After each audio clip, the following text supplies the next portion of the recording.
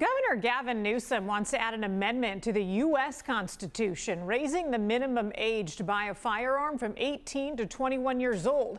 And now the County Board of Supervisors here in San Diego will decide if it wants to support this. Welcome to The Four. I'm Heather Myers. I'm Carlo Cicchetto. CBS 8's Kelly Hessedal joins us live from the County Administration Building with a preview of what the board will be discussing at tomorrow's meeting. Kelly.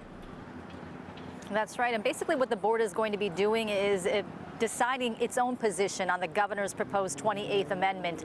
Is it for it or is it against it? Now, it is Supervisor Terra Lawson-Remer who is pushing the board to support it. She says as a mom, it's the right thing to do.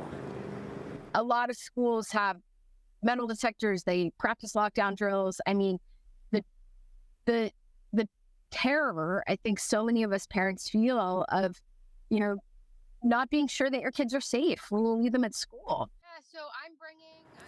And so she says it's important to show the world where San Diego County stands on this issue. She wants the board to stand behind Newsom's right to safety amendment, which would not only raise the federal age of purchase for firearms from 18 to 21, it would also require a reasonable waiting period between the time a person pays for a gun and actually receives it. Now, his proposal also includes background checks for all gun purchases and bans civilians from purchasing assault weapons. Newsom's office states none of this changes the Second Amendment. However, I spoke to Michael Schwartz with the San Diego County Gun Owners Association, who says this is not something the supervisors should support tomorrow.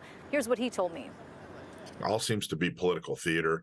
I don't think this thing I don't think it's going to pass tomorrow. And I certainly don't think that they're going to have any kind of support across most of the country that will allow them to pass a 28th Amendment that in effect completely eliminates the Second Amendment. The whole thing seems really way out of hand.